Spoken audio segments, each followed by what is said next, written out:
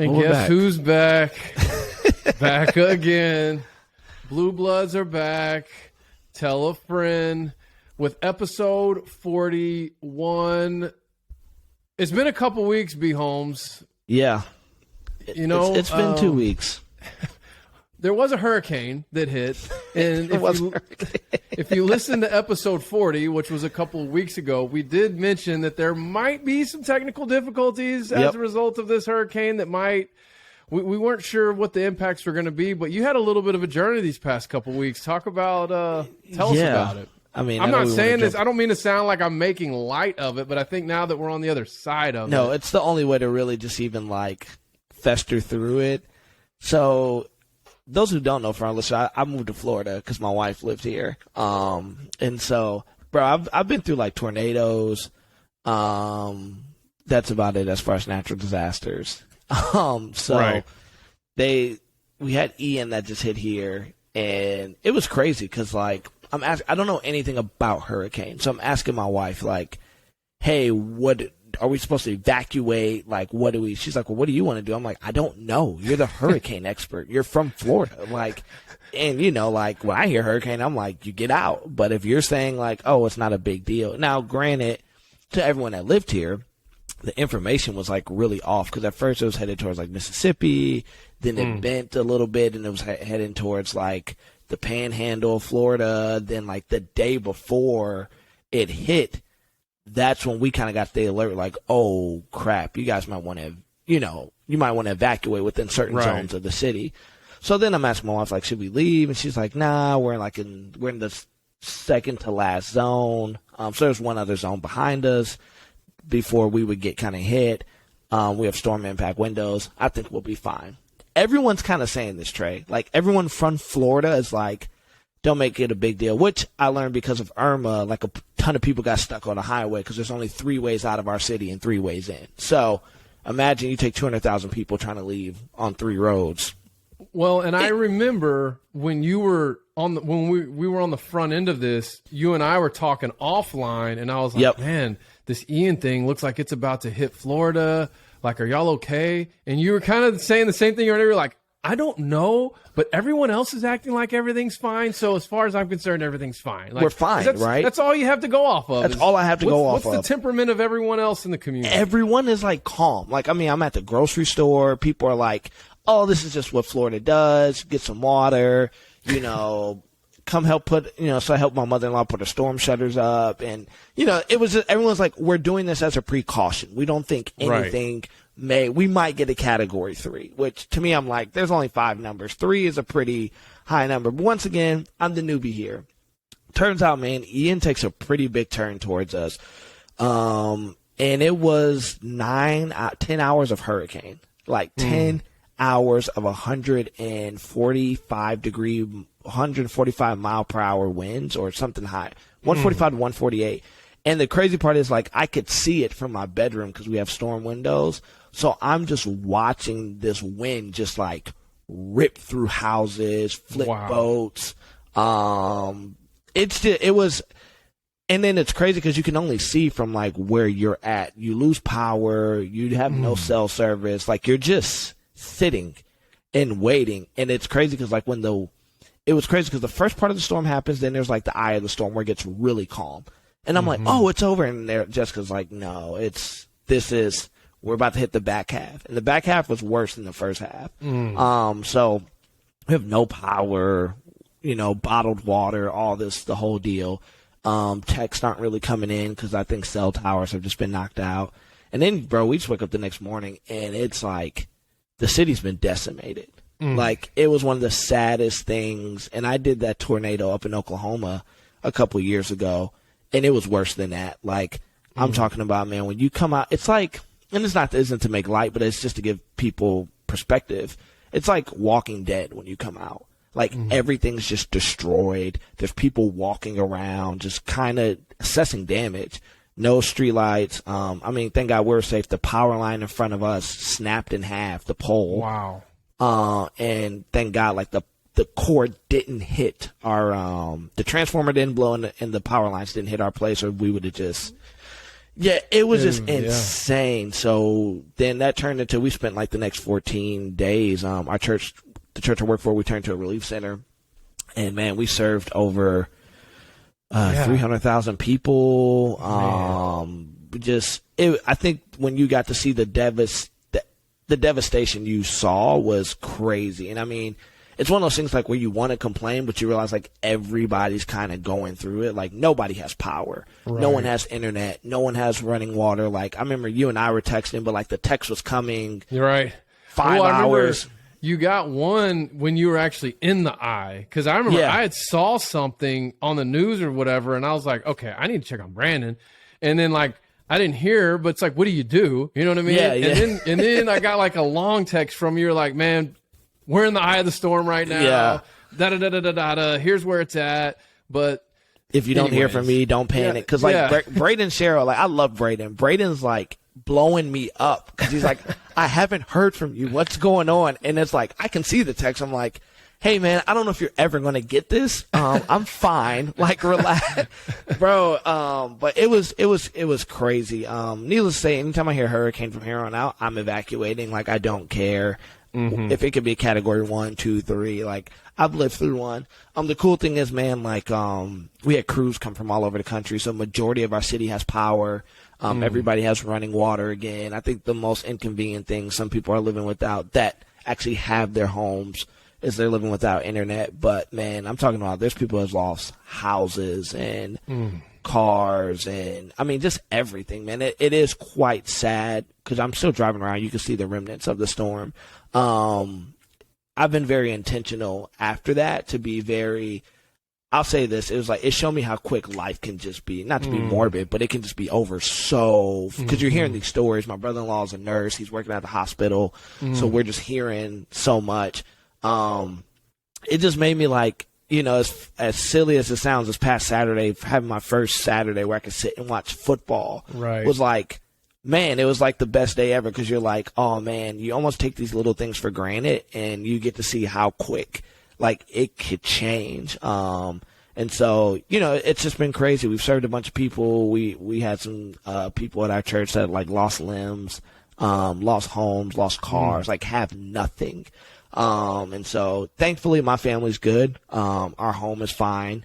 Shout out to our landlord. Our old landlord told us we had to be out by the Saturday, and the storm hit Wednesday. So I remember you saying that. Yeah, we moved in the midst of after the hurricane and the devastation. But dude, our church community has been great. So anybody that listens, hey, our church, I work for Cape Christian down in Cape Coral, Florida. We have a disaster relief fund.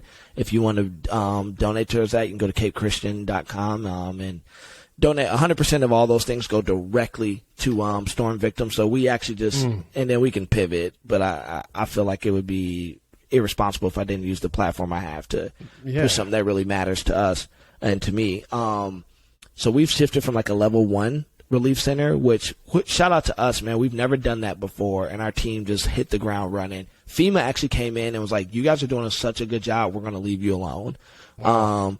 Bro, we ran our whole operation. So we went from like feeding and providing like food and stuff every day, which was like a 14-day thing we did for 2 weeks. We fed over 100,000 people every day.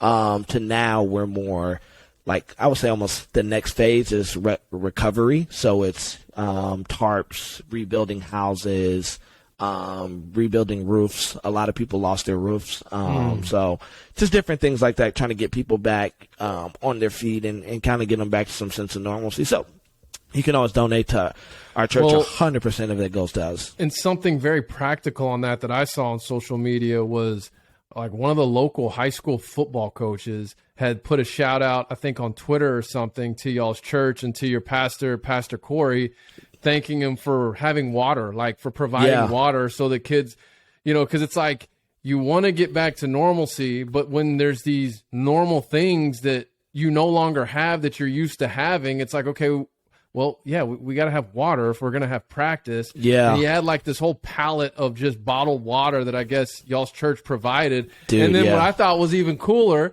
was that Pastor Corey's response was, you got enough? Like, is that enough? Yeah, right. You need more? Need more? Like, let's go. Like, what do we need? Let's, so it's one of those things that you can be inspired by even from a distance where it's like this horrible, like natural disaster hits, but then there's like this silver lining of seeing like people like come together to help each other. Yeah. And then of course, from our standpoint, right, you know, churches and God and pastors, there's like sometimes this stigma attached to it in our culture. And it's like, it's so cool when the church now becomes the lifeblood for the community in a time of disaster. Even what you referenced earlier, I don't know if anyone caught it. You said, I did the tornado in Oklahoma. Just in case you didn't realize what he meant when he said that, is he was a part of the team that went and served the communities that were devastated by the tornadoes in Oklahoma. And what he's saying with this situation, it was even worse. It's even worse, crazy. Man. It's something that can happen overnight, yet talk about, because you told me this offline as well, like y'all shifts. Because just so everyone understands real quick, me and Brandon's like regular routine on Saturdays is like, we're texting all day about football, college football. And like, so the last couple of weeks, from my perspective, I'm like, I'm not about to be texting Brandon about college football right now. Like, I don't even know if he's watching college football. And so we hadn't been doing that. It's been more so just when we could exchange, kind of get an update. But then you had hit me maybe early last week. You were on the way maybe to Orlando, but talk about like y'all had like these pretty intense shifts that your team was working to make all this like come to life. Yeah, people don't understand, man. We were working our team. Shout out to our team. It's probably the greatest. I would say it wouldn't be the most talented team I've been on, but the most camaraderie I've been around, like team wise. Just unselfish. Just it's the dream team for sure. But man, we're working like 12, sometimes 15-hour day. Like Pastor Corey, he's on the phone 15 hours a day because he's talking to the governor, the State Department, the national. So we had to move him to a place where he can get some internet so he can actually get everything going. Then our team, man, we're like boots on ground. Like we're getting there 7 a.m. Sometimes some people are getting there early because like Corey might get a call and it's like, hey, I have a semi at the church and it's like 3 a.m, you know, and you have to get there and unload it. So you're working from like 7 to like 7 every day, sometimes later. And so you worked 4 days on and then you take like 2 days off. So I was able to take like the girls to Orlando. And it's funny because my daughter was like, I just want to watch a show. Like I just want to stream a show and like have a sense of normalcy, which I'm like, oh no, I understand. And so we got to go and spend a couple, so everyone worked 4 days and you took like 2 days off. And, that was cool. Like and I'm talking about, and this is why it's like super cool. And I think it's really important, like who you do life with and who you decide to even work for, because I'm talking everybody from like the head pastor who Corey didn't even take a break yet. He's just taking his now. But from our executive pastor down to our facilities guys, like everybody got that 4 on, 2 off kind of schedule and taking care of the team and making sure we could, refresh, replenish and come back. Cause on top of that, man, here's the crazy part. Like we're working, but then we're seeing 400 to 600 volunteers a day. So not only are you trying to run a relief center, you're trying to, you're running an organization then, like with on the spot. And, none of us have really lived through a hurricane like this before. So we're just figuring it out as we go. And you're on one side, you're trying to feed and serve the community. On the other side, you're trying to feed and serve your local community, which is the church, because those people are hurting and, they want to catch up. And so it was probably one of the most exhausting, 2 weeks. I feel like this 2 weeks have put like a year on my time in Florida. But it was actually really cool to see, man. And that was, it's probably one of the biggest impact I think I got. I would say my biggest takeaways was this, and I was actually texting Corey about it, was one, don't take life so seriously. Like, it can be gone in an instant. And I'd say don't take life so seriously, meaning the things I was just overwhelmed with about 2 weeks ago, I'm like, man, whatever. I got my health, I got my family, I got a job. I have more than enough than what I need. Between me and my wife, we are fine. And I think you really appreciate that and not to sweat the small things. Like me and my wife were talking about something the other day, and she's like, you just seem like, you're just kind of about things. I was like, I'm not My perspective has just shifted to nah, it's not that deep. I just don't have time to be upset or pissed about stupid stuff. And then I think too, it really is, man, soaking in these moments, in windows. I talk about a lot, life happens in windows and moments, and just taking time to really just embrace the season of life you're in. And then 3, man, I think it's given me the freedom to just be like unapologetically like who I am, which I've never had like a super hard time with. But I think based upon stuff, you and I talk about offline, and you start trying to, you try to play the game. I think that's the best way to say it. You play the game of life. You play the game of corporate or ministry, whatever it is, and you try to make sure you're good and you're covering your bases and not burning any bridges. And I'm kind of on this phase of my life, like, for what? Like, I want to do life with the people that want to do life with me. I'm not really going to chase relationships, like, unless they bring me real value, and vice versa. I don't want to be elite. So if I'm not giving you value, you're not giving me value, there's no need for me to do it. And it doesn't mean people are bad. It doesn't mean there's beef. It just means, that's just not something I really need to pursue. Because, like, I will say this, like, the thing that this hurricane showed me was, like, yo, who's really rocking with me? Like, and there's people I talk to regularly that, and it's no harm, no foul. People get busy. They got lives. I got it. I'm not teed at all, but it's like, oh, okay, cool. Like, I know who reached out. I know, which for me has been a prayer. God, show me like who I need to roll with right now. And I think it's cool. Like, it shows you like, all right, these are the relationships that I value and that value me the way I need to be valued. And I don't have to accept anything less. And it's actually a lot less stressful in life when you get to roll that way. So, man, big life lesson, but I'm glad my family's good. Our church is good. We just had minimal damage. And we're kind of going back. We went from doing that for 2 weeks, and then we had 6 services this weekend, and they were all full. They were all full. So, bro, I slept hard last night. I took like a 3-hour nap yesterday, but good to be back to normal. Good. I got to watch some football. I mean, when I was in Orlando, I had taped. Shout out to YouTube TV. They need to give me a sponsorship, bro, because I had like taped like 15 games. So I'm just like in Orlando, like catching up over the last 2 weeks. Like, I can watch this. That's so awesome. Now we're back to normal as best as we can. I mean, we still have stuff to do, but it was good to be back this Saturday and just watch some football, man. Oh, yeah, and trying to get back into a routine. Nah, man, that's pretty powerful. Just having a moment where you're able to kind of go, okay, I need to quit sweating the stuff, the small stuff that I'm making the big stuff. Right. Yeah. So I don't know. I guess at this point, do we want to dive into some college football now? Let's go into some college football, man. We've said our pleasantries. Everyone knows I'm alive. I'm well. Hey, the good news is this, though. A bunch of people found out we have a podcast through this. Because when you're serving hot food, there's so many things you can talk about. And people are like, wait, you have a podcast? I'm like, yes. Here, matter of fact, when you get cell service, here, you can go to this. Yeah, exactly. Okay, I think something I want to just open up with. Yeah. Because some of this turnover has happened in the last couple of weeks. Is I just want to sort of recap the current Power 5 jobs that are open right now as far as coaches being fired. We know Nebraska. We've discussed that. That happened prior to the hurricane. Some of these, I don't know if they've had – I guess all of these happened between the last time we recorded and today. Yeah. Because Wisconsin is open. Yep. Georgia Tech is open. Yep. Arizona State is open. And Colorado is open.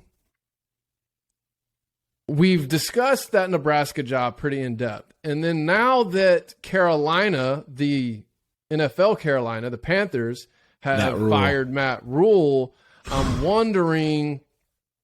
I would kick the tires on that. Yeah, I mean, I feel like him in that Nebraska or Wisconsin spot, like assuming he wants to jump right back in. I mean, it sounds like he's going to make $14 million or something just to go sit on the couch. That's what they're saying. A fired NFL coach is the best job to have in the world. It is, man. It is. But that Nebraska, Wisconsin seemed like would fit him well. But yeah, I'm looking at Wisconsin. I think they're giving Leonard. They're giving him. I think he's the interim. He's going to get a fair shot. Yeah, the former player, and he's been the defensive coordinator. Arizona State, Colorado. I mean, they're in the Pac-12, but what's the Pac-12 going to be once they lose USC and UCLA and possibly more teams? Right. That Georgia Tech job. Now, obviously the name that people desperately want to link to that job is Deion Sanders. There's no way. I don't see it happening. There's no way. It's weird because with Deion, I go back and forth on whether he's going to take a Power 5 job or not. Right. He's built such a large platform as far as being an advocate for HBCU, leveling the playing field, and the personal investments he's made into Jackson State and even the SWAC as a whole. It just seems like it would be odd for him this time next year to be coaching, and I don't think it would be Georgia Tech. Auburn, no. I could see that. Just from a like Auburn, you put Deion Sanders at a school like Auburn, now the SEC's sweating a little bit. Yep. Now Kirby Smart, Nick Saban are going, okay, like this, we're gonna have to deal with this. Like right. Not saying that's even something he's considering, they're considering, but I have seen that with all the smoke around Harsin. Auburn's not even open right now. Right. But then I go, the amount of money like that he would make going and playing at or coaching at a program like that. And he could literally write his own check because he'd say, okay, you want to get me, like, I'm good, this is what guys. It takes. So you want to pull me away from here. This is what it's going to take. I want Saban money. I want Dabo Sweeney money. And so I go back and forth on it, but I digress. Let me get back to Georgia Tech. I feel like this job should be much better than what it is. Definitely. Or more attractive than what it is. Definitely. And here's what I mean by that. When I think of Georgia Tech, I feel like it's a place that could almost be a lightweight version of a USC, just without the history and without the beaches. But as far as that celebrity draw, because let's face it, USC's not selling out all their games. Like if they have a big game, it's LA, like there's so many other things to go do, just like Atlanta. Atlanta, one of their knocks as a sports town is it's a tourist town. Like it's a lot of out-of-towners, not a lot of people who grew up, Atlanta Hawks fans or whatever. Right. But what I'm saying is with the pop culture impact the city of Atlanta has currently, not even just in music. It used to just be all geared toward music. Now it's all over TV, music. Like, I feel like you could utilize that to build a program in a talent-rich state like Georgia, in a metropolitan area like Atlanta, to build a dominant program. I just don't really understand why they're so bad. I think it just takes the right coach almost. Because you're right, like they're in the maybe the third best conference in the ACC, debatable in the year, but they are in such a talent-rich state. Maybe it was the years because they ran the triple option for God knows how long. That definitely probably set them back a couple years, and then this new guy came in, and I forget his name, and he switched. Collins. Yeah, and he kind of tried to switch what they ran, and I don't know who would take that job that could do well, but it seemed like it's because have you ever seen Georgia Tech?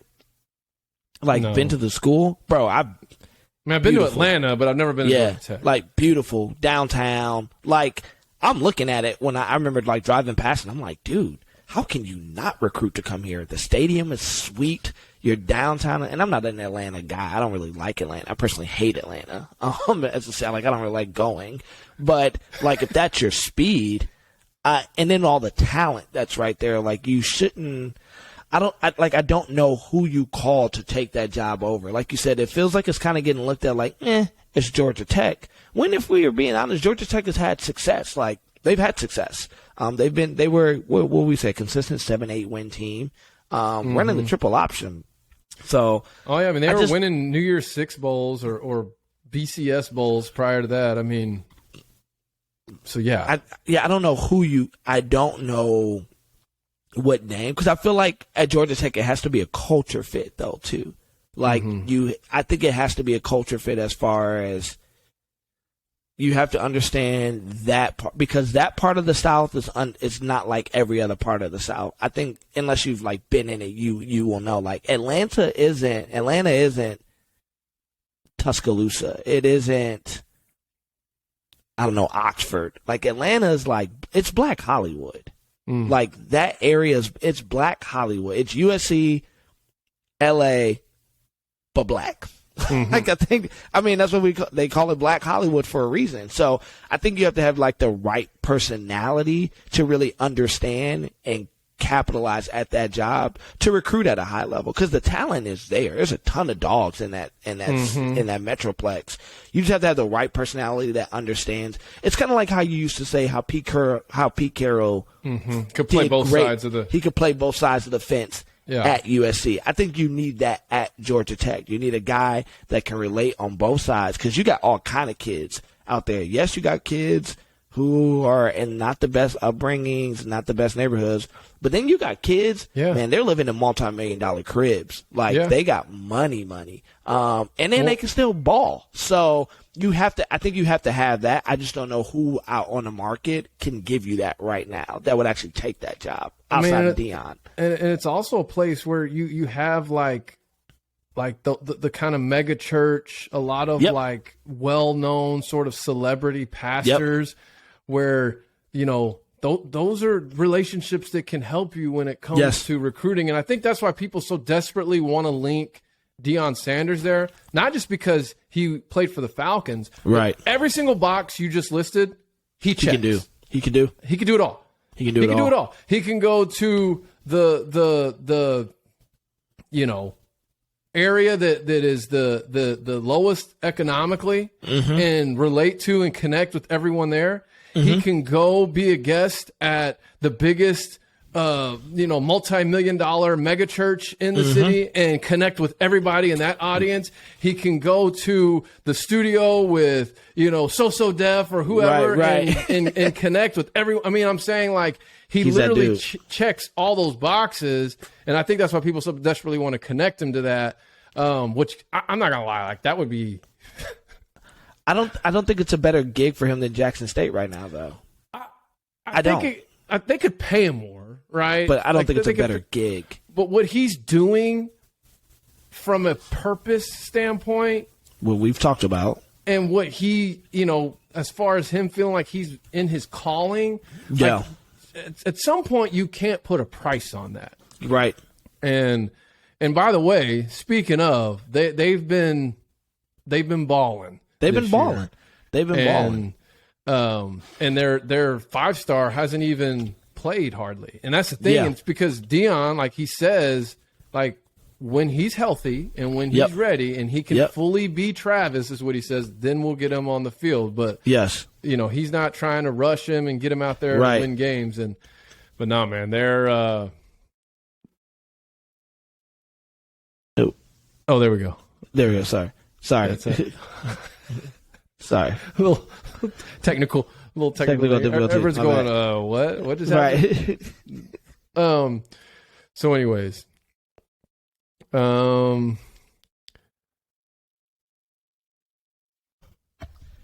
Sorry, guys. I have a kid. And she has a hamster, and that thing is blowing into my mic, and it's been disturbing me. So that's what y'all just heard. I texted her. I'm the only 11-year-old that doesn't check their phone. Like, she doesn't check her phone. So I thought I muted my mic because I'm like, yo. No, you did. You're good. Yeah. Okay. Well, now y'all know. I'm like, your little hamster is rolling. It's got to go. I can just hear it. Has to go. No, what I heard was your sound cut. Oh, and so then I was like, I thought we were having, one of our freezes. Oh, no. Yeah, one of our infamous freezes. I muted it to yell, and then I was like, oh, crap. I didn't. No. They didn't hear any of that. They just heard me going, what? Right. No. I was muting. Especially if they're listening on Spotify right now. They're like, what is happening? Hey, man, it's our first episode in a couple weeks. We're good. So, anyways, Georgia Tech, whatever. Wisconsin, Nebraska, like Wisconsin. And how about the irony here? Paul Chryst got fired after he got trounced by Brett Bielema. Yes. In his first return back to Madison since he left to go to Arkansas. Which, by the way, he's got the lion eye rolling, and that was you said that. One of the few predictions I actually have correct, because most of them are just completely, totally out the window right now. But that's one of the few that I'm like clinging to, is that he would have them bouncing back and turned around in year 2, because that's just kind of a Brett Bielema thing. And anyways, I don't want to spend too much more time on these jobs, but Arizona State, Colorado, I mean, both those jobs could be good with the right coach, the right guy. And it sounds like with this new playoff expansion, these Power 5, like the Pac-12, will still have an automatic bid. Oh, yeah. Which that's a significant thing, because we talked a little while ago when all this was happening that the votes to not expand could end up costing conferences like the Pac-12, for sure, their spot. But if they're going to keep that spot, then I'm Arizona State, and now I'm no longer having UCLA, USC, Oregon. Sounds like possibly Washington. And I think whatever Notre Dame ends up deciding to do, I think they're going to stay independent. But if they don't, Stanford is still kind of linked to them. Yep. That's a whole rabbit trail we could go down. But let's just start. Let's just go here then. Or where do you want to take it, B. Holmes? I mean, I brought that. I mean, we can just jump into this weekend. I mean, if you guys don't know what happened the last 2 weeks, then you just don't watch college football. Yeah, you probably don't listen to our podcast. So, but I think this week. May I say this? This week may have been the best week of college football. It was, as far as from top to bottom, good games. Maybe I'm just saying that because it's my first week in 2 weeks, but there were some good games. Yeah, there were some really good games. So I think we can just go right back to our basic normal format. Okay, well, let's get into it then. Because let me tell you what this weekend did for me. This weekend made me go, how the heck is this thing going to play out? Yep. Right? As far as the CFP, but more so, I'm more intrigued right now by these conference, division races. Yes. So maybe my what do we have? We have, I know, Rusty. We talked top 25 matches, but our disappointment, surprise, overreaction. I don't know that I had a disappointment this weekend. I didn't. My disappointment, I think I would have to say, was last weekend, Arkansas, Mississippi State. We, not to just totally hash it all out, but we got our tails handed to us, and we didn't have our starting quarterback. Our backup, it was weird. It was like we had a different backup than who I thought the backup was, which I thought was Malik Hornsby, who's a pretty highly touted 4-star out of the Houston area coming out. Him and Kendall Briles had a strong connection. I always felt like he could kind of develop into an RG3 type. Yeah. Not that he would be RG3 like what RG3 was at Baylor, but he has that same type of, once he sees open field, he's gone. Yeah. And KJ can run, but he's not that type of dude. And I thought maybe we would see some elements of what Baylor was able to do with RG3 with Malik Hornsby. Well, he doesn't even play to start the game. This other guy's in there who I don't even really know who he is. Then Hornsby comes in, and immediately the offense starts clicking. And I don't know. Our secondary is so suspect, and we couldn't stop anything Mississippi State was throwing at us. I was just very disappointed in that game because it felt like we had a poor effort. Our defense just looked awful. And then on offense, I said this a couple of weeks ago about Arkansas. I said, I felt like we were going to lose to Bama, which is crazy because the third quarter, for a split second, I actually thought we might beat Bama. Yep. But I said our hope after that Alabama game was we can actually outscore the rest of the teams on our schedule, which is what I thought we're going to have to do from here on out. Right. And just offensively, which we were just in total shambles. And I think part of it was because we didn't have the right guy in at quarterback the whole game.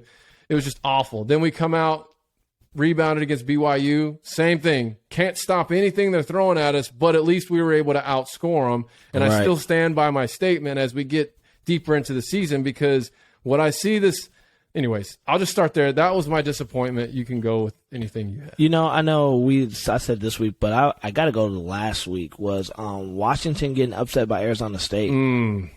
That was tough for me, you know, because Washington was my dark horse pick. And they up to that point, man, they were playing phenomenal football. And I mean, they still are, don't get me wrong.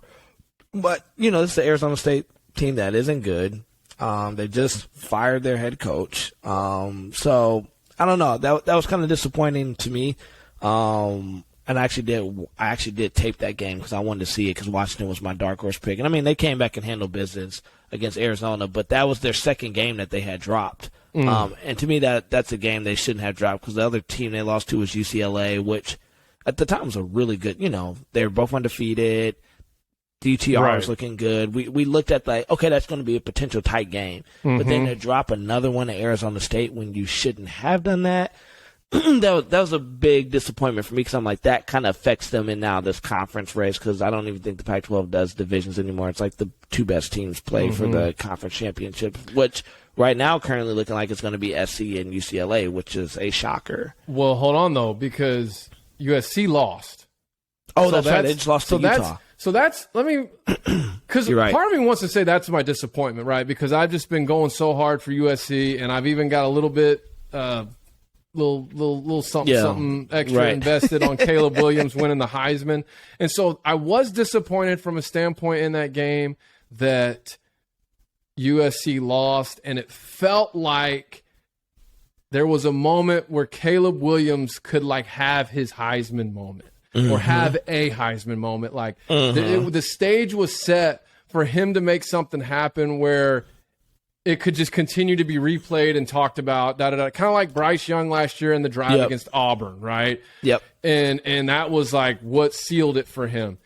And it just didn't happen. Now, the reason why I didn't say that as a disappointment was because I'm glad Utah got that win as a fan, because it keeps that Pac-12 race interesting.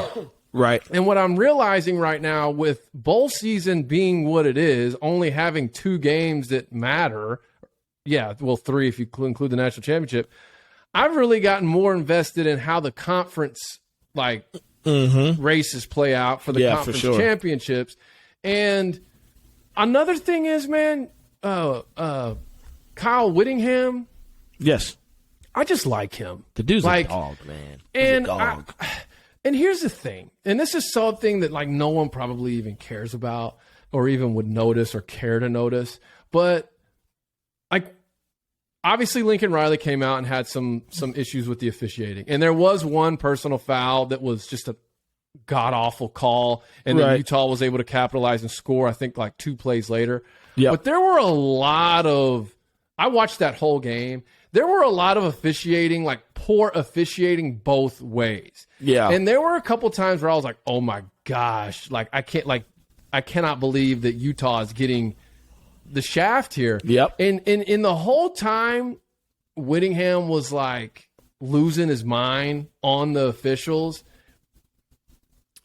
And this is a little thing, but I thought he wasn't cussing them out. You know what I mean? Yeah, and right, a lot of times when you got the camera on coaches like that, you're reading the lips. You know what they're saying. Right. And then it just reminded me, I had the chance to visit with him back in July at Pac-12 Media Days that I just accidentally happened to be at. Yeah. And my wife and I were actually on a family vacation out in California, and we were at LA Live just and I was like, oh, that's where I've told the story. I met Chip Kelly and got to take a picture with him and all that. But I don't have a picture to prove it or anything, because with Whitting, I always want to say Whittington.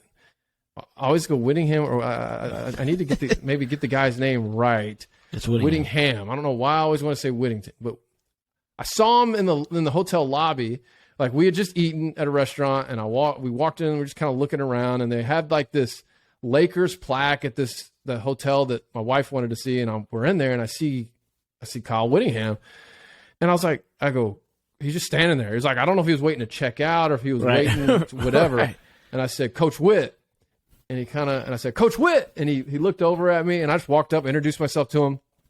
And we talked for like I was just going to do a quick handshake and then, all right, see you later, because he's been talking to media all day. Right. And he starts asking me questions about, where am I from? How do I, what's my connection to, because I told him I was a fan.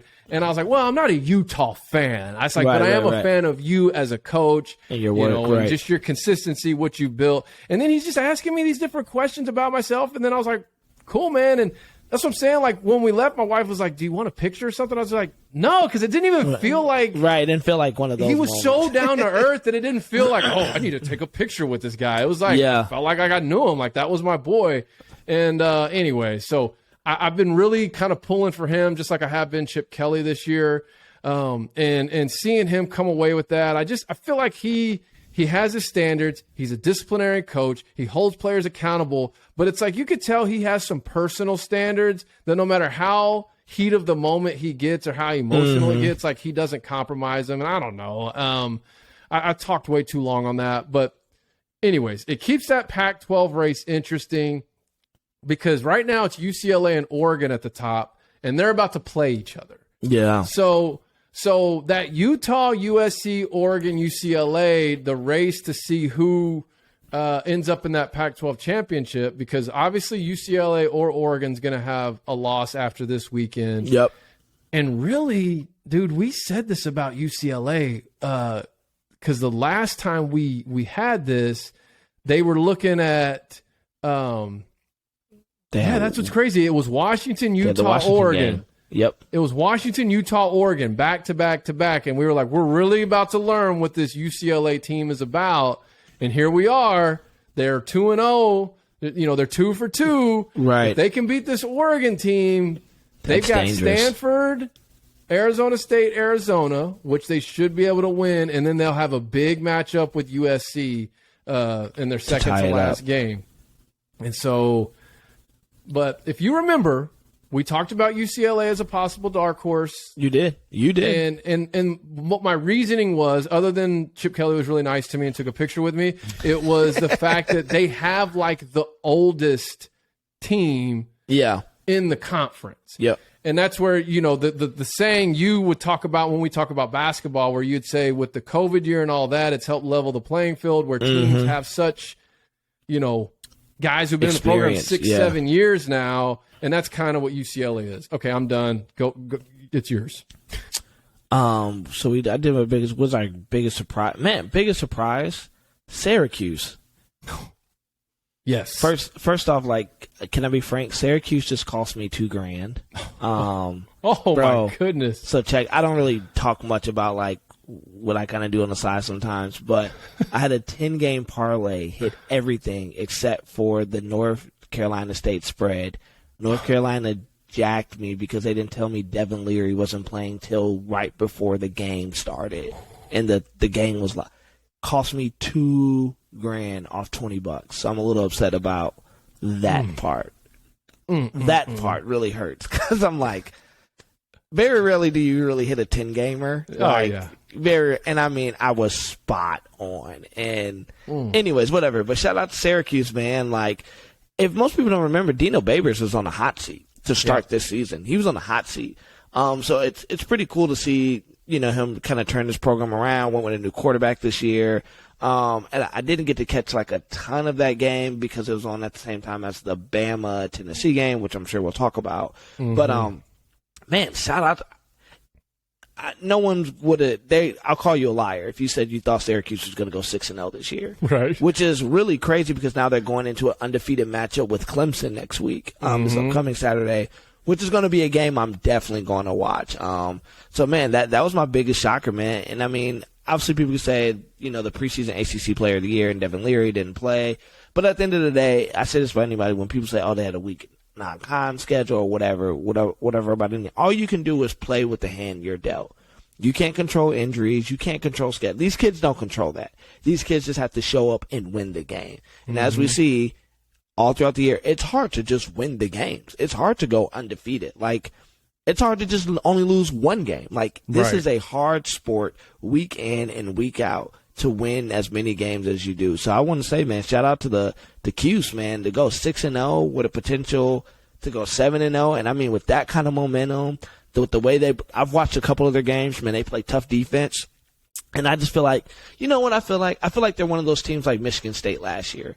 If you let them stay in the game, they're going to make you pay. Like, you got to get rid of them early. And if you don't, if you let them hang around, in the few games I've watched, because they've all been pretty tight. They haven't really blown anybody out. Yeah. I've watched them and I'm like, oh, the ball's going to tip their way. Like, it's like they hang around long enough, and this is going to be a big game for DJ down at Clemson. I mean, he had the shootout with Wake Forest, which they had that last year.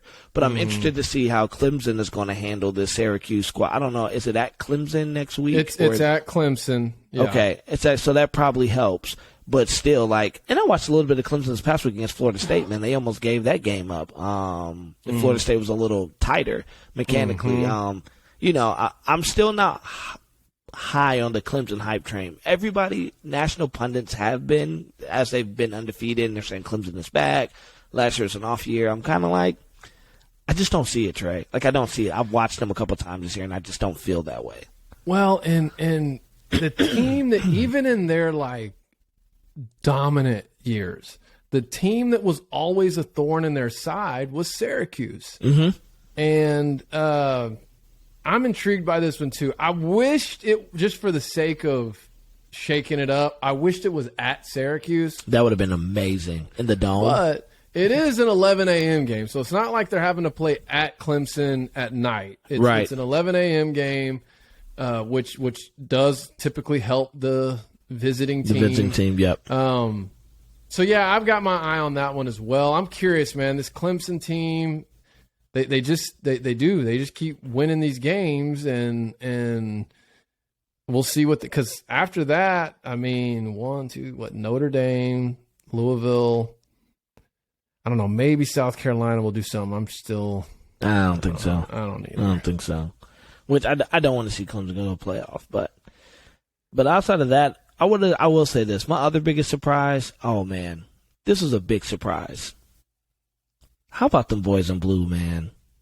How they just trounced. Yeah. Don't get me wrong, I love my team.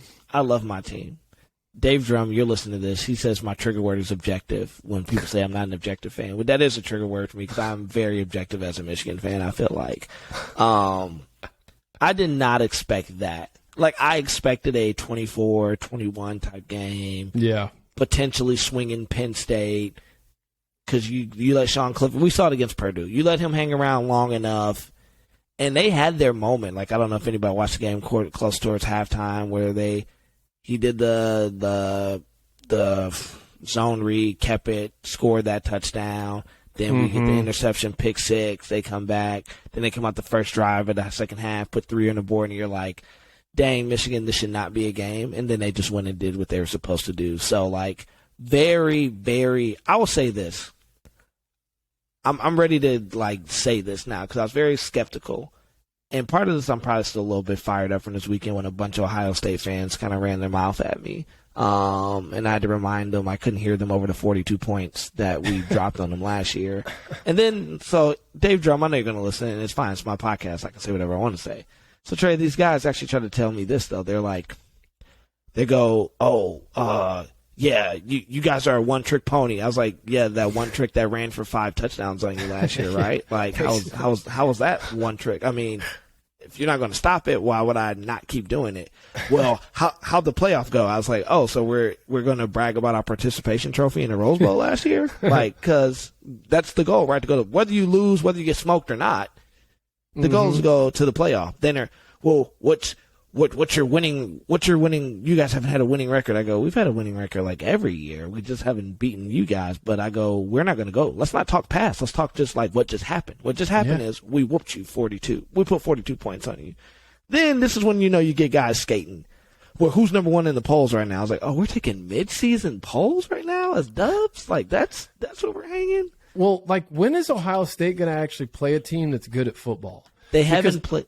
Because obviously that number 5 Notre Dame win, Notre Dame, it's pretty clear that that was way overrated. And Trash. That game was closer than what the score ended up showing. So I'm just curious, looking at their schedule, I mean, when will they actually play somebody? Maybe when they play Ohio State in 2. And this is what I'm getting to about this. Or Penn State, you mean? Or Penn State, Penn State in 2 Ohio State weeks. plays Penn State. When they play them. And Penn State, I don't know if this is why I'm interested when they do play Penn State, because Penn State can actually run the football. So we're about to see, has Ohio State really toughened up? Have they really toughened up? But this is what I'm going to say, man. We went against the number 5 rush defense in the country, and I've watched Penn State. Defensively, they're pretty good. Their secondary is really good. Like, you stay away from throwing the football, which allows them to load up in the box. We just ran for 431 yards on them. Now, don't get me wrong. I think Jim Knowles is a great defensive coordinator. The talent hasn't the guys you had last year on that team on defense, they didn't go anywhere for Ohio State. It's the same guys. And I get it. We get this culture changes, but what have I said about culture from the get? It starts at the top, man. I just don't think they're a tough football team this year. And I think after what I saw Michigan do this past week, I'm like, I think we could do that again. Like, the way these guys are playing, the moxie they have, this is and I remember you and I talked about it, like, we're like, you can't really replace the intangibles of an Aiden Hutchinson. Right. The day. But these guys, what I applaud Michigan on, which has been really a surprise for them objectively, Dave, is they didn't try to recreate last year's culture. They created this year's culture.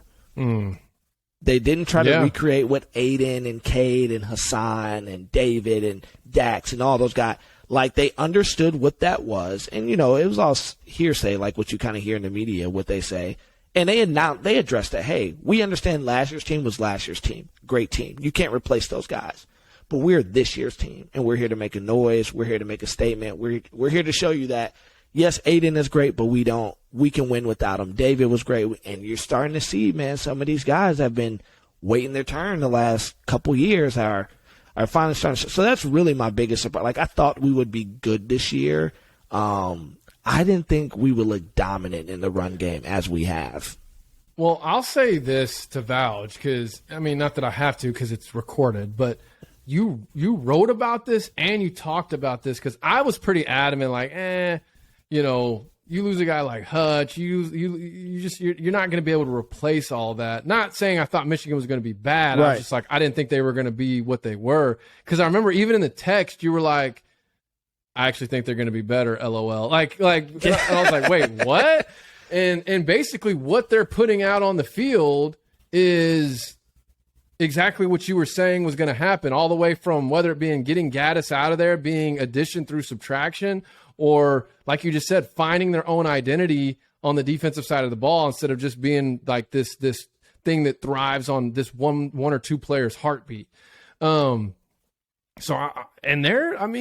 taking care of business. They're taking care. So it's not like, and that's my thing. Like, and that's what I was saying to some of these guys. I'm like, you guys haven't played anybody. Like, and don't get me wrong, I never doubt who Ohio State is. We know who they are. They're high powered. They high firing. They can drop 70 on you in a heartbeat. I think we all can agree to that. They've been plagued with injuries, and what has been my biggest thing about them outside of Ryan Day was been C.J. Stroud. I've always said I don't love his toughness. He's stagnant in the pocket. Like, if you can disrupt him, as we saw last year in the game, if you put a little heat on C.J. Stroud,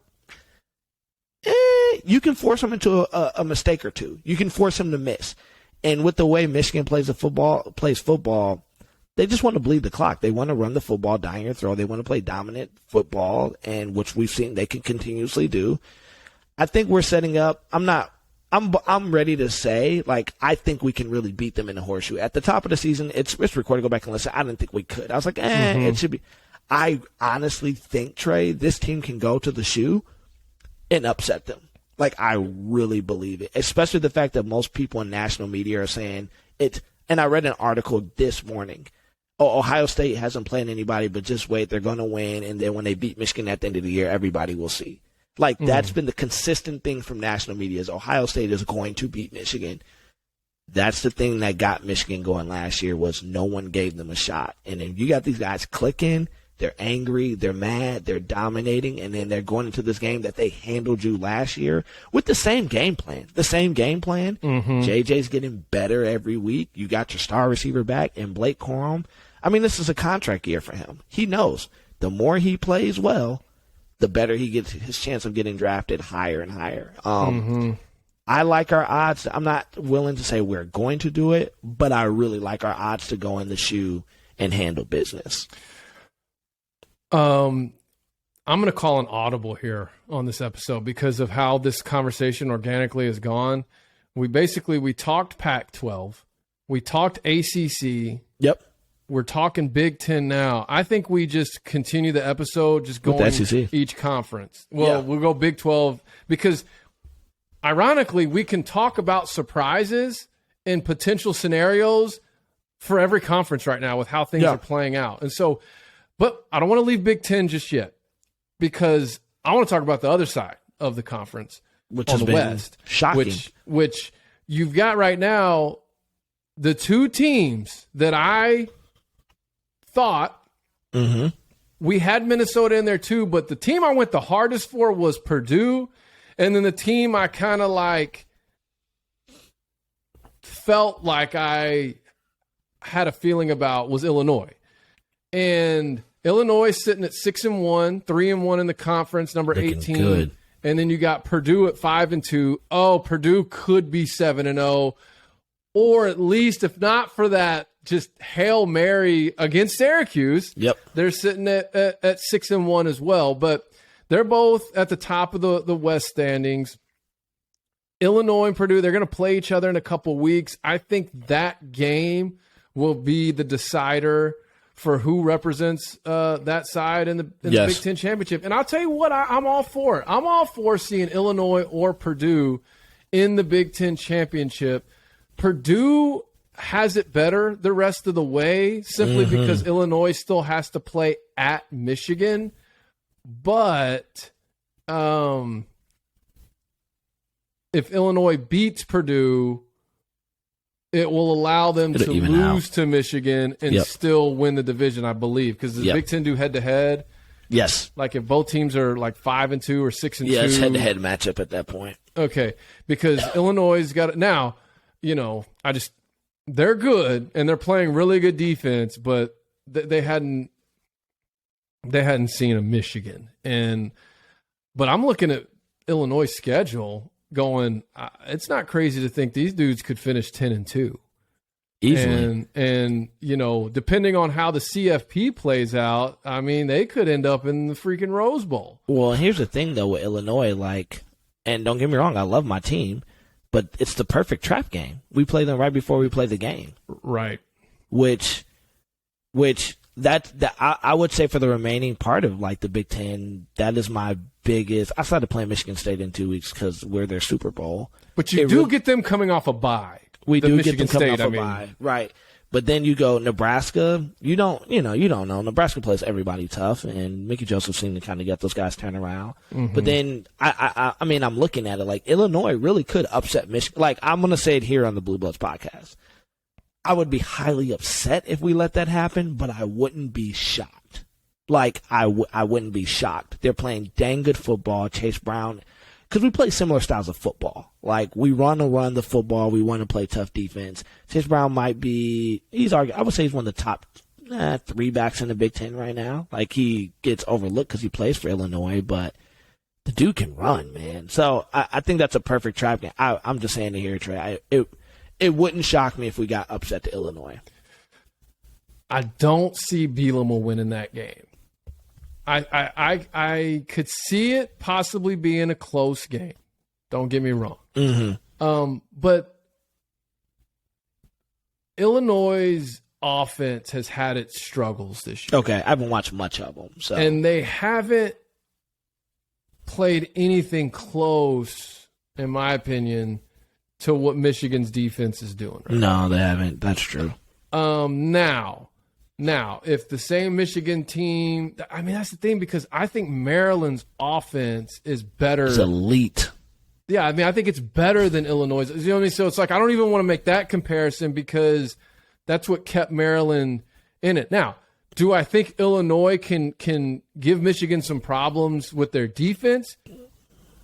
Sure, but at the end of the day, like it's kind of like we used to say when Brett Bielema was at Arkansas, and he would play Bama close, but then he'd just flat out get beat in the end. And what we would always say is, when you're at Arkansas, you're not going to out Bama. Because this was back even before Lane Kiffin brought the spread into Bama. They were still, pounding the rock. And that's where it's like at Illinois, you're not going to out Michigan. Valid. And so that's why I don't see them winning that game, though I do see them I could see them winning 1, 2, 3, 4 out of the next 5. That Purdue game is going to be big. That Purdue game. And the other thing is, too, if they went out, they beat Nebraska, beat Michigan State, which they should do, and then they go beat Purdue, I mean, they've really secured their spot. They've secured their spot. Essentially, they're going into Michigan playing with house money. Mm-hmm. And then at that point, they come out and they've got, their quote-unquote rivalry game with Northwestern for a chance to go play for a Big Ten championship. Wow. And even then, it may very well be against Michigan. So it's like, I don't. But, man, who knows, man? Old Bielema. I said it. I said that he could win 8 to 10 games. Don't be shocked if you turn around and see Illinois winning 8 to 10 games this year. And then I said him ended up going to Iowa, his alma mater. You did say that. But who knows? He may go into Lincoln in 2 weeks and try to do his audition for that job. If Illinois goes to the Big Ten championship game, that dude is not staying at Illinois. No. That dude is not staying at Illinois. Not with Nebraska open. I still think Iowa's going to come open. You think so? You think they're going to get rid of Kirk after all these years? I don't know if they're going to get rid of him or if it's going to kind of be one of those deals where they're trash. Well, that's what I'm saying. And like, there's all that stuff swirling around with him and, his son being the offensive coordinator. And I don't think it will be a deal where they fire him, but I think there will be some sort of like, either he just retires. He steps down. Yeah, he just retires. I don't know why. I just have a feeling that's going to happen. So, okay, Big Ten. I do want to touch back real quick on the ACC just to kind of put a button on that conversation we had, because we talked about a lot with the race between Clemson, Syracuse. Wake Forest is hanging in there, but it's looking like for the Atlantic side. One of my surprises in the ACC is North Carolina, because North Carolina, to start the season, well, they struggled with FAMU for the whole first half of that game. They almost lost to Appalachian State, giving up that was a ridiculous amount of points in week 2, the third, fourth quarter. Then they played Georgia State, almost lost to them. Then they lose to Notre Dame, and it's like, oh, okay, here we go. They're about, the wheels are going to fall off on this. Like, we've been seeing this for 3 weeks now. Now they've lost. They aren't going to do nothing in conference. But then they've come out. They beat Virginia Tech. They beat at Miami, they win at Duke, and now they're looking like a team with the way Drake May is playing, their freshman quarterback, brother, I believe, of Luke May, the basketball player. I mean, he's thrown for almost 2,300 yards and 24 touchdowns in 6 games, and I'm looking at their schedule going, man, they could win out the rest of the way, or at least get to Pitt. They got home versus Pitt, home versus Georgia Tech. I guess at Wake Forest and at NC State. But no, they're home against NC State. Oh, they are home against NC State. Yeah, they're home against NC State. Oh, so so they're home 3 out of the next 5. They just won back-to-back games on the road, and all that does for a team is boost confidence. Yep. And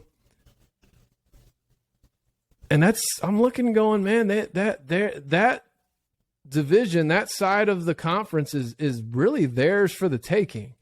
Right. And so I think that's a team to keep an eye on. We could look up in a few weeks from now, and they're 11-1 or 10-2, getting ready to play, Clemson or Syracuse in the ACC championship. But let's move over to this conference. I want to get to the Big 12 because entertaining. Sonny Dykes at TCU has got that. Yeah, man. He's got them playing some ball.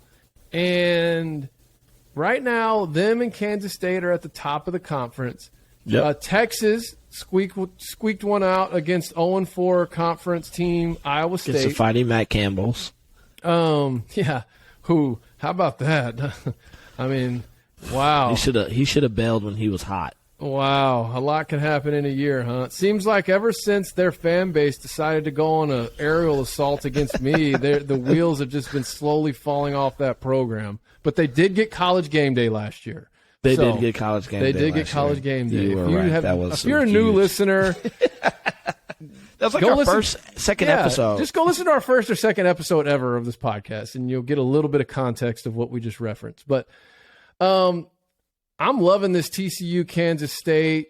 I don't know if it's going to stay that way. I mean, really, Texas is going to be that X factor because, like I said before, I went on and said I think they could finish without being bowl eligible. It's like they could finish this season and not make a bowl game, or just as quickly as I say that, they could be playing for a Big 12 championship title. Because look at them. Oh, go ahead. Yeah, if you look at Kansas State, these next 3 games I think are going to define their season because it's at TCU, then they play Oklahoma State, then they play Texas. I think I don't know. I haven't watched a lot of TCU. Was it Max Dunnigan, the quarterback? He looks good though from the few things I think the X factor for this Kansas State team is Martinez. Mm-hmm. If you get and Deuce Vaughn. That combo has been. That combo is amazing. If you get, I'll say this though, if you get the Martinez you got at that play Oklahoma, tough sledding, bro. Tough sledding. Because when he's on, even when he's that way at Nebraska, I hated him at Nebraska. Because you could be like, Taylor Martinez is trash, and then next thing you know, or is it Adrian? Which one is it? Is it Adrian? His brother's Taylor. It's Adrian, yeah. Okay, Taylor's sorry. the older one. Yeah, the older. Adrian Martinez, yeah, he had one game where he's like throws for like 3 picks, 184 yards, rush for 32, and then the next week it's like, he drops 300 yards on you, 70 yards on the ground, a total of 5 touchdowns. Like, if he's consistent these next 3 games, and I'm going to say this, I like them to beat Texas, Trey. I don't know if Texas have they played a quarterback that would give them fits on the ground like Martinez has?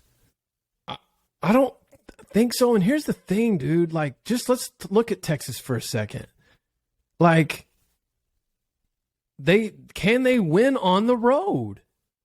I mean, the only true road game they've played this season was at Tech, and they lost. And then they had Iowa State at home, almost gave that game up, and now Texas is getting ready to go at Oklahoma State, at Kansas State. I like Kansas State in that matchup. Yeah. And they're going to be hungry from last year because last year that Kansas State-Texas game came down to Kansas State couldn't convert a 4th and 1 like 2 different times. Had they converted it, they probably win that game. Right. And so they're hungry for that. I mean, that's a game they've got circled. Yes. So, I mean, Oklahoma State's not out of it. They're not. I just think it's cool that TCU and Kansas State are in the driver's seat. I know. And here's the thing. Even though if one of them drops, whoever's going to drop this game in this matchup, they could still win out. And you can see them again in the Big 12. So, like, the Big 12 team probably has one of the most interesting conference races coming up. They do. Because Oklahoma State's dropped 1. Texas has dropped 1. Kansas State or TCU is about to drop 1. And then you're about to see the race to the finish.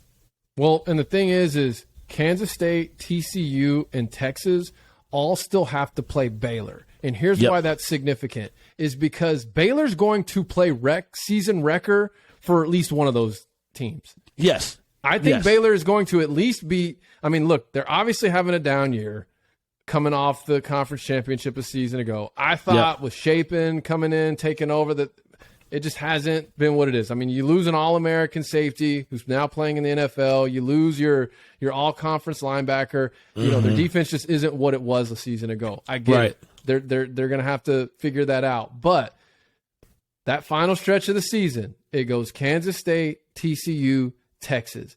They're going to play home wrecker for somebody. One of those, yes. And that just, again, to your point, makes it all the more interesting for that Big 12 race. It's about to get real over these last 5 weeks. Now, what it does show, though, is that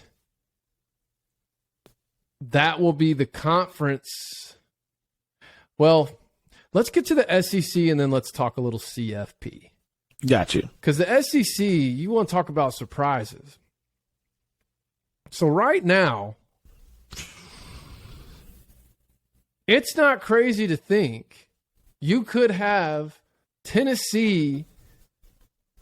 Some might think I'm crazy, but we said it at the beginning of the season that if there's any team on that side that could beat Georgia, it's them. Tennessee. And with some of the weaknesses, now, not this past weekend because they dominated Vanderbilt, but Georgia, the weeks prior to that, they showed some struggled against Missouri, struggled against Kent State. Yeah. Showed some chinks in the armor. But Tennessee versus Ole Miss is a possible SEC championship game. I don't think it happens, and I have some reasons for it, even though I'd go for it. Hey, Ole Miss would finally get to play in an SEC championship game. They've never got to experience that. I think they're the only team in the conference on the West. Well, no, I guess A&M hasn't, but A&M's only been in the conference for a decade now. Ole Miss has been in it for I don't know. Forever. But where do we start? Let's talk Tennessee-Bama first. What a game. I want to say it this, though, before Bryce Young is amazing. Mm-hmm. This has been one of the most undisciplined Nick Saban teams I've seen in a very long time. Mm-hmm. And yet the kid is Houdini. He almost pulled it out again. Like, if the kicker makes the field goal, they walk out of that with the dub. He does. I think some of that is also on Bill O'Brien for not at least calling one run play in the midst of those last 3 plays. But then I also get it. It's like, I've seen a lot of people like, why didn't he call a run play? But I'm also like, dude, Bryce Young has made lemonade out of sour lemons way too many times for you to go, okay, do I put this in the hands of Jahmyr Gibbs, who's been a great player for us, or do I put it in the hands of my reigning Heisman Trophy finalist, reigning Heisman Trophy winner, and let him do what he's been doing for us all year? But then on the opposite side, man, Hendon Hooker, bro. Lights. I mean, when you thought because I was watching, I was at work, so I'm kind of like tuning in, tuning out.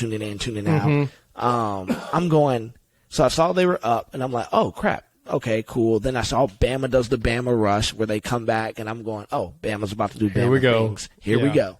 The refs is going to give him some help. Shout out to Hendon Hooker, man. The dude stayed calm. He stayed poised. He delivered big. It was like whenever Bama kind of hit the counter punch, here comes Hendon Hooker throwing out another haymaker. Like, he threw a couple haymakers that if there's any other team besides Bama, I think it knocks them out. And I think this is huge for them, especially as they're about to go face a big-time Georgia team in 2 weeks. Like, when you okay, I know we just beat our biggest nemesis, and I mean, they could put points up. I like this Tennessee team. Now, we said a couple weeks ago, we were like, we don't know, but they were looking good. Dude, they look phenomenal. Like, I just, on the best day, I don't really know who can stop that offense. Well, and if you look at their schedule, I mean, they've got UT Martin coming up, which is basically a glorified bye week. Yep. Kentucky, they're not. I mean, it's really the Will Levis show at Kentucky. He should sit it down, in my opinion. I tweeted that. I saw that, but I mean, they're not gonna struggle to score points in that game. And then Georgia. I mean, it's a big showdown with Georgia. which is crazy. That's going to be – this is where things could really get interesting and from as far as the SEC and the CFP. Because let me give you a scenario here. All right. Tennessee 11-1. You know what? Let's do it this way. Let's say Tennessee's 12-0. Georgia's 11-1. Tennessee's going to the SEC championship. Let's say both Bama. I don't think this is going to happen, but let's say both Bama and Ole Miss are 11-1, and because Bama beat Ole Miss, they're going to the SEC championship. So you've got 3 11-1 teams in the SEC and a 12-0, and then that 12-0 team loses. So now you've got 12-1, 12-1, 11-1, 11-1. What do you do with that? Ooh, depends on what's happening. I'm going to come out and just say it just depends what happened in the Big Ten. Because this is where. Go ahead. I guess what I'm saying though is does that guarantee 2 SEC teams in? Yes. Yes. Like, because there's nobody going to be because even if UCLA is undefeated, I don't think they get. They should though, in my opinion. They should. But they should. I agree. But imagine this. Imagine that 12-0 SEC team that loses is Tennessee, and they beat Bama and Georgia.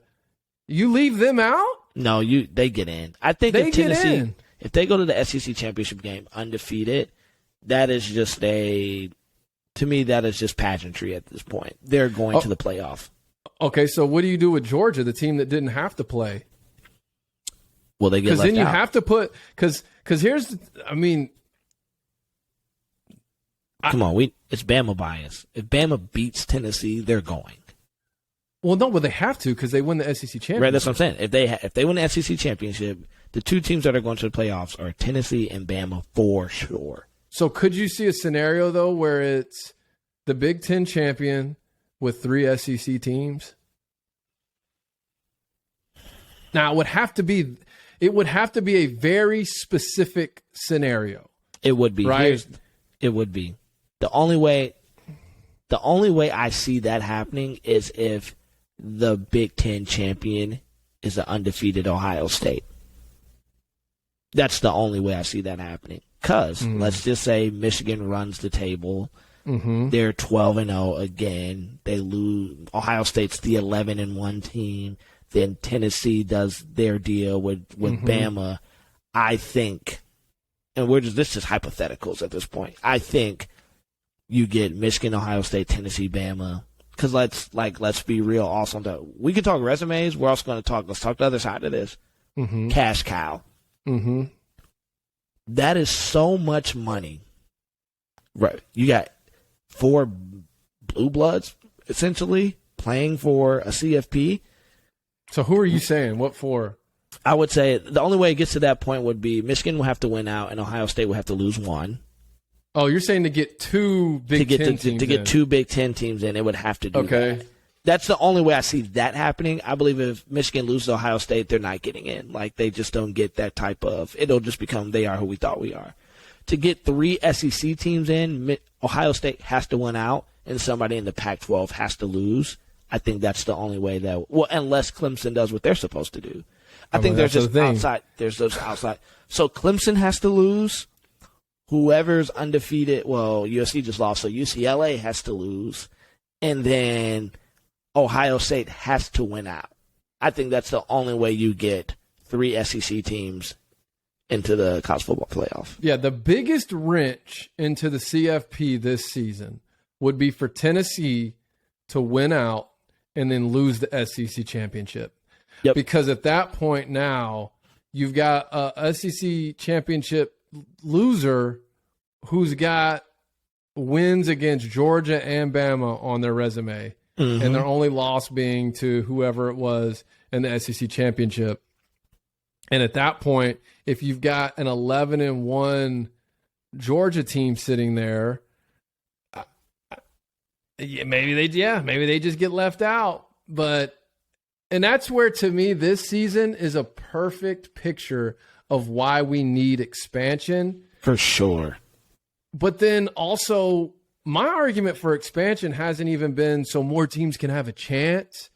My argument has been like, let's make the bowl games meaningful again. Yep. Let's give them some. Let's give them some meaning, some purpose beyond just, oh, it's my end of the season bowl game. Like, there used to be meaning back in the day, and I've been on this. I'll beat this dead horse again. You win your conference, you play your regional bowl, you win your regional bowl, you have a chance to be voted as a national champion. Mm-hmm. And this season's a spitting image of why we need expansion. And but let's talk realistically, okay? So we've got Ole Miss. Ole Miss is getting ready to play at LSU. LSU's down there. They're at LSU, at A&M. Look, you can't just mark those as wins. Now, my opinion on this Ole Miss season so far, they benefited from having an incredibly weak schedule early, right? They had basically 4 just gimme wins where they were able to work out their kinks, able to find their identity, figure out who they are. I mean, they've had to replace coaches, they've had to replace players, including the quarterback position. And then they come into conference play with I'll give them Kentucky. They were ranked number 7. Thankfully, for their sake, they got them at home. Yep. But again, I think Kentucky, before it's said and done, ends up going to be in probably a 5-loss team this season. So, now granted, they got them when they were ranked number 7, but, those early rankings don't mean anything. Then they got to play at Vanderbilt, okay? Ran them out of the stadium. And then they got Auburn. Auburn is kind of like this I don't really know what to make of them this year. Because sometimes you see them and it's like they are horrible, but then they show flashes. We're like, well, no, I mean they're pretty good, but they've beat them. So they've got at LSU, at A&M, and then that sets up their showdown with Alabama, who's playing, who Ole Miss gets them at home this year, and Tennessee just put the blueprint out there. I mean, like Ole Miss, I've talked about this too. They run the same offense basically. Yeah. And so Ole Miss is now going to take that blueprint. Kiffin's going to put his own wrinkles because he's probably going to go, okay, this is what was working for Tennessee. This is how Saban's going to adjust to that. So here's how we're going to attack it. Right. So I don't know what happens there, but I don't know. Here's the one. Here's the buzzsaw I think Ole Miss runs into, and it's at Arkansas. And the reason why is because Arkansas, as a 4 or 5 loss team, in recent history has been that like season wrecker for Ole Miss. And I'm talking back in the Brett Bielema years where Ole Miss is coming off a season where they just beat Bama. They're top 5. They're rolling. And then this Arkansas team who's just sort of limped their way to, 6-4 beats them. One year they shut them out. The other year it was the crazy overtime game where Hunter Henry just flung the ball behind him on the lateral. So I got my eye on that game. It is definitely going to be a track meet because we are not going to be able to stop Ole Miss's offense at all. But if our offense is cooking, it'll probably be exactly like it was last year where it came down to the last play. That was a good game last year. And then, of course, you've got the rivalry with Mississippi State. So Egg Bowl. Ole Miss, look, they're 7-0. They're top 10, well-deserved. But I think these last 5 games is where we're really going to see what type of team this is. Yeah. Because they've got the firepower. Don't get me wrong. I mean, those dudes can go.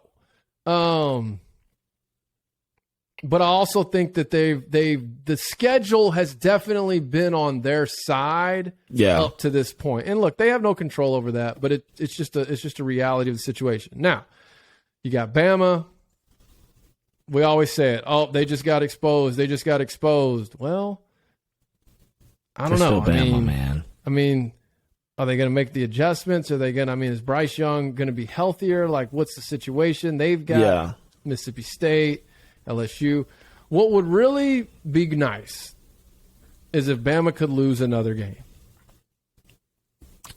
Yeah. That would help. That would help keep them out of the CFP. Mississippi State or Ole Miss would have to handle business because they're not going to lose to LSU or Austin, PA. Yeah, it'd have to be. It's going to have to be Ole Miss. I think the best case scenario for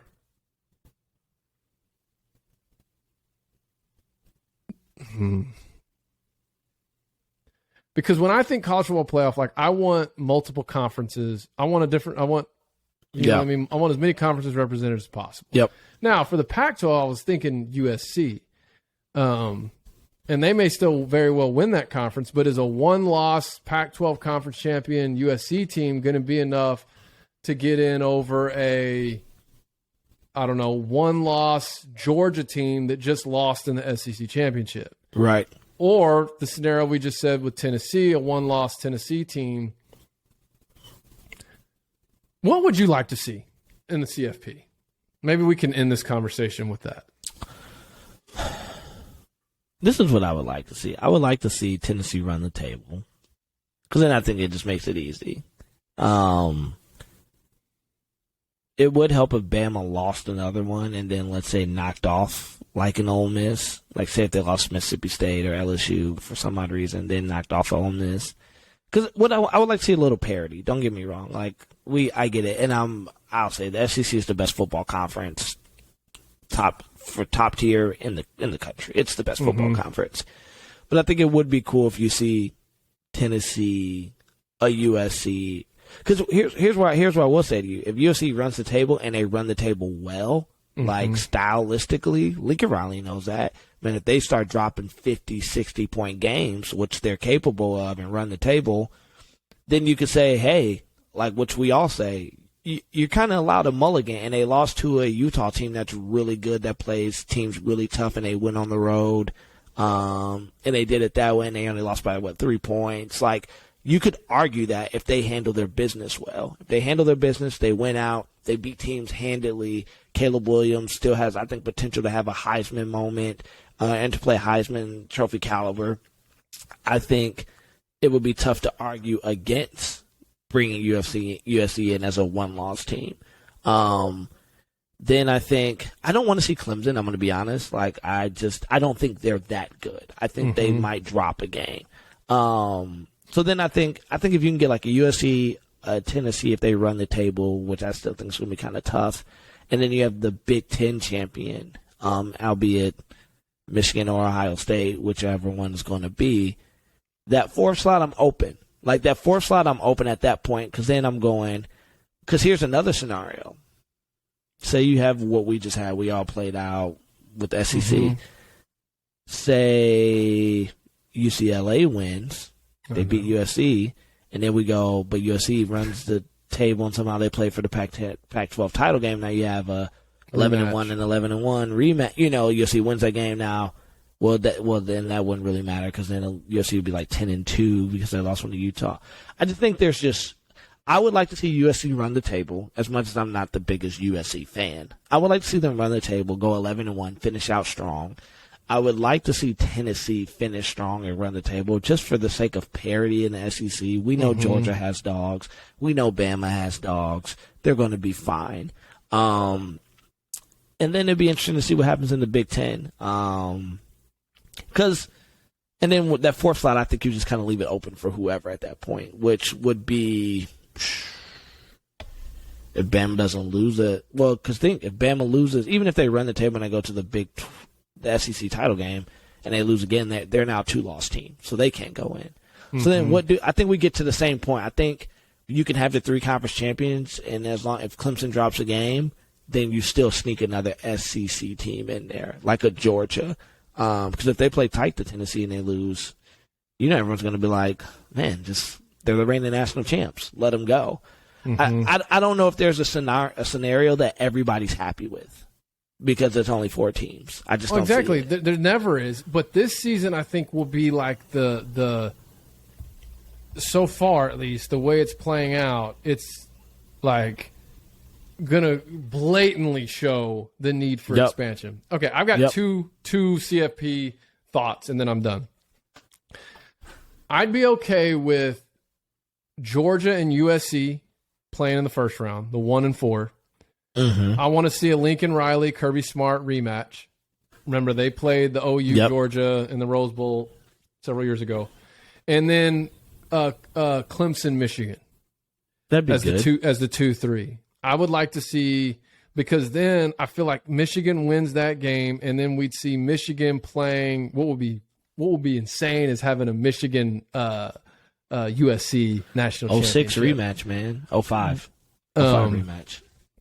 But I think that Michigan it'd probably more likely be a Michigan Georgia in that scenario. Now, what would I like to see?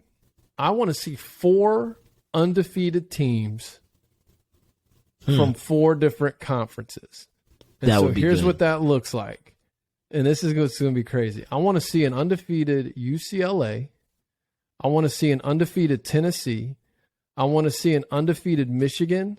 And then I want to see either an undefeated TCU or Clemson.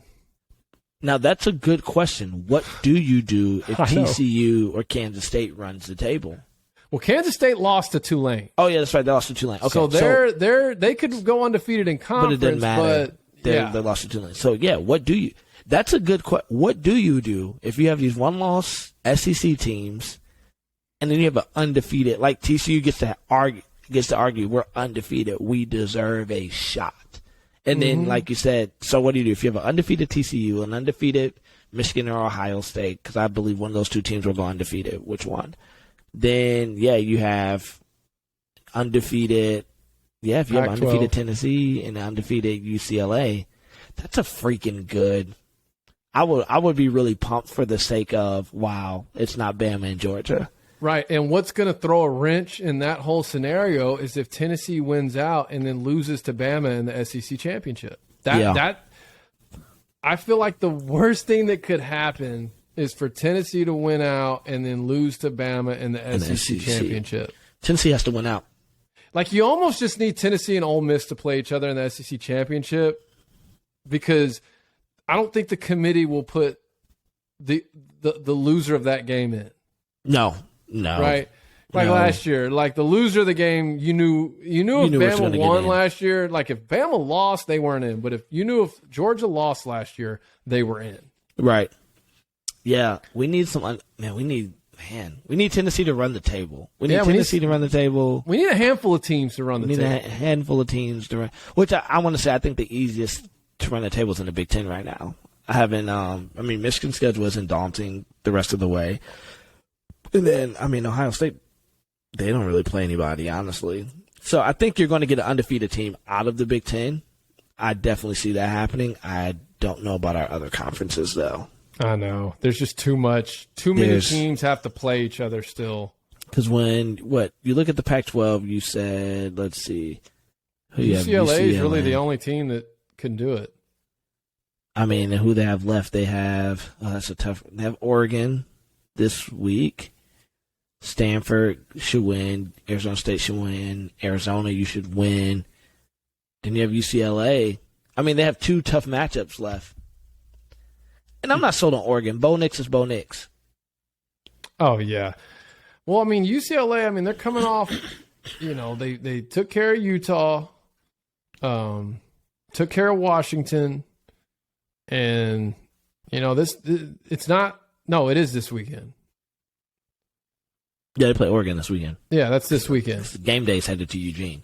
Yeah, and is that the 2:30 slot? I think. For you. Well, for me, it would be 2:30. For you, yes. Yeah, that's the 2:30 Yeah, because they're waiting to see if they can put it on Fox or FS1 because they're waiting on the baseball playoffs. Gotcha. Which answers what we've been ending with. That's the game that doesn't feature my team. My team's not even playing, so that is the game I am most looking forward to. Is with Clemson Syracuse as a close second. Yeah, I'm on a bye this week, so Clemson Syracuse would be my one, but I will be keeping my eye on UCLA Oregon. Because now I have to root for UCLA. I have to root for them to run the table. Yeah. And then I have to root for TCU to run the table. Well, and then I was going to say Kansas State and TCU.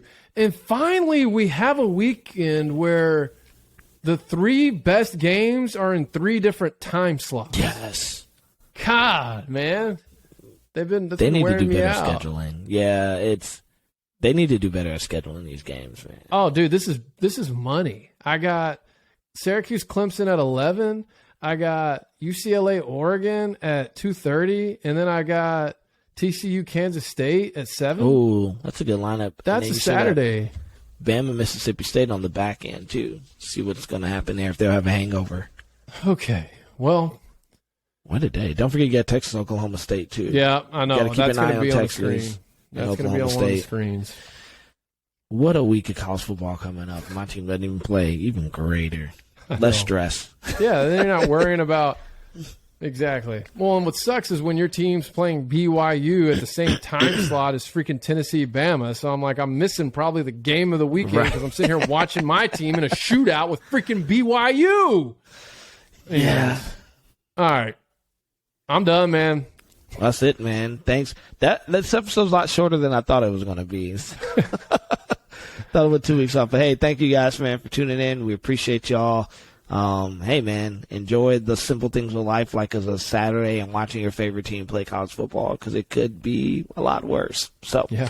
Enjoy. Amen. Love you guys. Peace. Peace.